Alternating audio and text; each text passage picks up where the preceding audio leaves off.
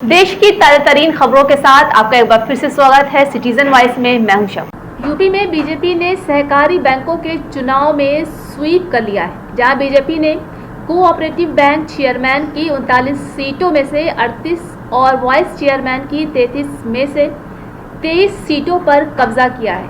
इस चुनाव में जीत ने एक बार फिर से यूपी में योगी सरकार और बीजेपी संगठन की ताकत का एहसास कराया है।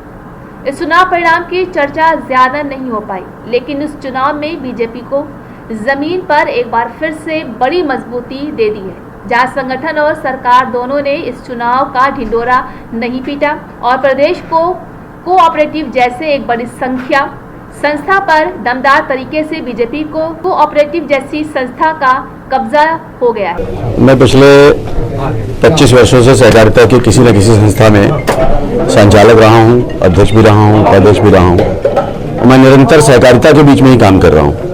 भारतीय जनता पार्टी ने मेरे सहकारिता में कार्य करते हुए मेरे अनुभव और मेरी दूरदर्शिता को दृष्टिगत रखते हुए पार्टी के अंदर मैं काम कर रहा था, उसको दृष्टिगत रखते हुए मुझे यहाँ वाइस चेयरमैन का पद दिया है।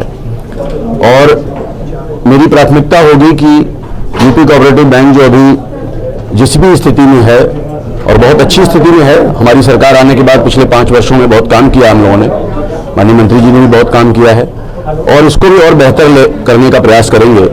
अभी हमने 22 ब्रांचें और नई खोली हैं, भविष्य में और भी ब्रांचें खोल करके आरबीआई ने भी दरवाजे खोले हैं सहकारिता के लिए और सहकारिता बड़े पैमाने पर आगे जाने का काम कर रही है। माननीय प्रधानमंत्री जी और हमारे यशस्वी गृह मंत्री जिनके पास सहकारिता मंत्रालय भी है, वो दोनों लोग सहकारिता के माध्यम से किसानों, व्यापारियों, मजदूरों, श्रमिकों की उन्नति का काम करने का काम कर रहे हैं। हमारा बैंक आने वाले समय में सभी तरह के लोन कर रहा है और आगे भी हम गृह का भी लोन कर रहे हैं, कार का भी कर रहे हैं। ऐसे और जो भी अपॉर्चुनिटीज हैं उसके क्षेत्र में हम जाएंगे।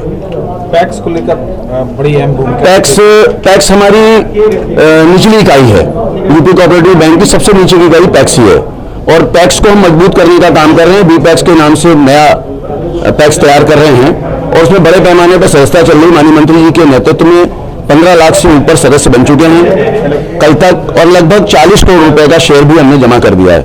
ये शेयर का लक्ष्य हमारा 30 तारीख को 100 करोड़ का और 20 लाख सदस्य बनाने का लक्ष्य माननीय मंत्री जी ने तय किया है, जिसको हर हालत में पूरा किया जाएगा और हम माननीय मंत्री जी के नेतृत्व में यूपी कोऑपरेटिव बैंक को और आगे लेकर जाएंगे, ऐसा मेरा मानना है। माननीय योगी आदित्यनाथ जी की सरकार और माननीय नरेंद्र मोदी जी की सरकार किसानों के हित में बड़े बड़े निर्णय ले रही है, बड़े बड़े काम कर रही है सहकारिता के क्षेत्र में। किस तरह का आप चेयरमैन चुने गए हैं जी, क्या प्राथमिकताएं होंगी और किस तरह से आगे बढ़ाने का काम करेंगे सहकारिता? सबसे पहले तो मैं प्रदेश के यशस्वी मुख्यमंत्री आदित्यनाथ जी महाराज जी का धन्यवाद, आभार प्रकट करता हूं कि मुझे ये मौका दिया कि मैं प्रदेश के लिए कुछ खासकर कोऑपरेटिव मूवमेंट में कुछ अपनी सहभागिता दे सकूं, इसका मौका दिया। और जो हमारा त्रिस्तरीय जो व्यवस्था है हमारे उत्तर प्रदेश कोऑपरेटिव बैंक का, उसके ढांचे को हम और मजबूत करेंगे। खासकर जो हमारे पैक्स हैं उन पर हमारा विशेष ध्यान रहेगा और उनको हम प्रयास करेंगे कि हम उनको और वित्त पोषित कर सकें ताकि हमारे जो गरीब किसान हैं, जो हमारे अन्नदाता हैं, उनको समय पर खाद, बीज और इन सारी चीज़ों की सहूलियतें हम लोग उपलब्ध करा सकें। खासकर जो हमारे जो किसान हैं, जो अमूमन तौर पे उनको समय समय पर हम देखते हैं कि खाद और बीज की दिक्कतें आती हैं, तो हम अपने वित्त व्यवस्था से हम प्रयास करेंगे कि समय पर उनको ये सारी सुविधाएं मिलें। हमेशा सरकार को केवल किसानों का मुद्दा ही लेकर घेरते हैं, चाहे वो खाद की बात की जाए, चाहे उर्वरक की बात की जाए, उसको लेकर विपक्षी भी घेरते रहते हैं। तो क्या आप चेयरमैन बनने के बाद चीज़ों को संभालेंगे कि इस तरह की समस्या ना हो, सरकार को इस तरह कितना घेरने का काम कराए?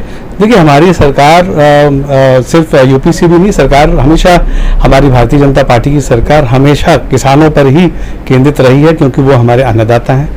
और विपक्ष का काम जो है वो तो अपनी बातें वो हमारे पक्ष में तो नहीं कहेंगे, हम उनसे उम्मीद भी नहीं करते हैं, लेकिन हमारी जो प्राथमिकता हमेशा रही है, किसानों को हम हर तरीके से उनको वित्त पोषित समय समय पर करते रहते हैं और हम कोशिश करते हैं कि उनके जो खाद और बीज की जो खासकर जो सप्लाई का रहता है उसको हम लोग समय पर पूरा करें और किसान हमारी हमेशा प्राथमिकता है, उनके हम देखते हुए हम उनका मदद के लिए आगे रहते हैं, तत्पर रहते हैं।